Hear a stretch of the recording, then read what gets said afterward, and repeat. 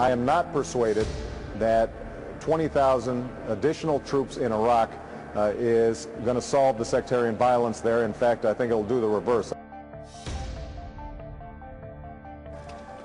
And I said at the time, when I opposed the surge, that given how wonderfully our troops perform, if we place 30,000 more troops in there, then we would see an improvement in the security situation, and we would see a reduction in the violence.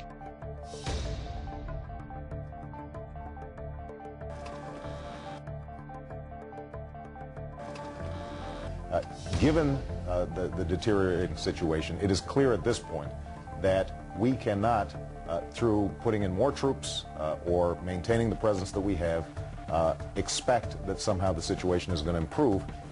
My assessment is that the surge has not worked, and we will not see a different report 8 weeks from now. Finally, in 2006, 2007, we started to see that even after an election, George Bush continued to want to pursue a course that didn't withdraw troops from Iraq, but actually doubled down and initiated a surge.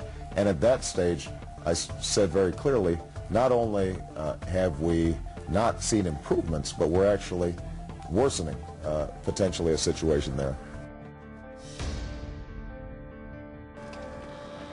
I think it is indisputable that we've seen violence reduced in Iraq. I also think that the surge has reduced violence and provided breathing room. The extraordinary work that our troops have done. They have performed brilliantly throughout the process, and obviously I'm very pleased to see the reductions in violence that have occurred over the last several months. There's no doubt that because of their heroism and their outstanding work, we have the opportunity to salvage the situation in Iraq.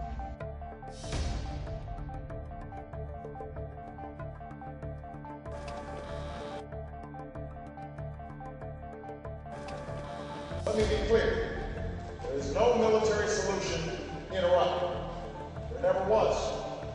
The best way to protect our security and to pressure Iraq's leaders to resolve their civil war is to immediately begin to remove our combat troops.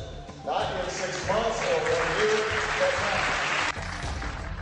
now. In order to end this war responsibly, I will immediately begin to remove our troops from Iraq. We can responsibly remove 1 to 2 combat brigades each month. If we start with the number of brigades we have in Iraq today, we can remove all of them in 16 months. When I promise that we are going to bring this war in Iraq to a close in 2009, I want the American people to understand that I opposed this war in 2002, 2003, 4, 5, 6, and 7, so you can have confidence that I will be serious about ending this war. You said you thought troops should be withdrawn. No, I've never said I've never said that troops should be withdrawn. What I've said is that we've got to make sure that we secure and execute the rebuilding and reconstruction process effectively and properly, and I don't think we should have an artificial deadline when to do that. A hard and fast, arbitrary deadline for withdrawal offers our commanders in the field and our diplomats in the region insufficient flexibility to implement that strategy.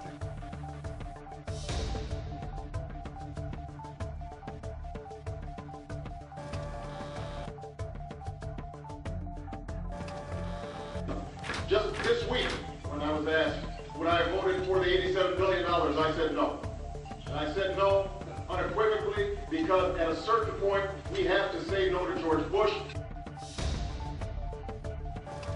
What's important is what I don't want is a situation in which we have 80 or 90,000 young American men and women who are over there in a situation where they do not have the resources sufficient to ensure their own protection. And what we have to do is make sure that we have enough troop strength. As long as we have troops there, we have to make sure that we have enough troop strength to make sure that we are safe and secure. We've got to make sure that they have all the resources necessary to come home safely and to execute the missions that have been laid out for them.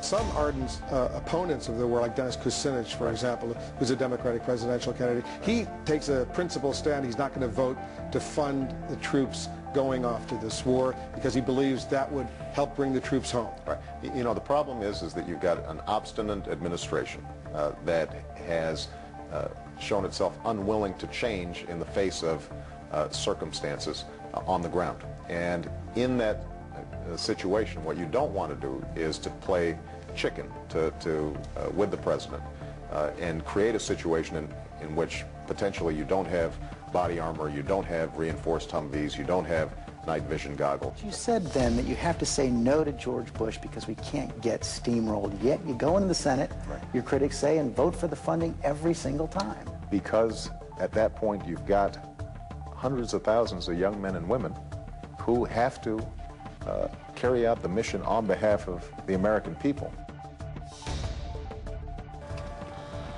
Now, I introduced a plan in January that would have already started bringing our troops home by now, with the goal of bringing all combat brigades home by March 31st, 2008. Now, we know the president vetoed a bipartisan plan just like that one a few weeks ago. And I'm proud I voted against giving a blank check.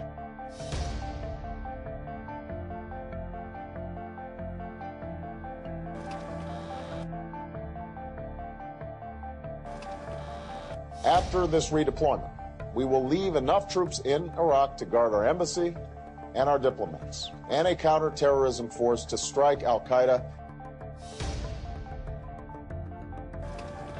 You said you'd leave a small force there to deal with terrorist attacks. How long would you leave them there, and what's your criteria for pulling them out? Well, no, that's not what I said. What I said is that we will have troops looking after our embassy there, which we do everywhere. We do it in France. We do it in Great Britain. We have some military personnel to assure that our diplomatic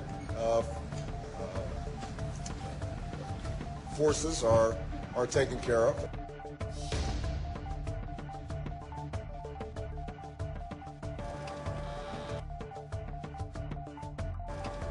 Well, you know, I would never say there's nothing or never or no way in which I change my mind.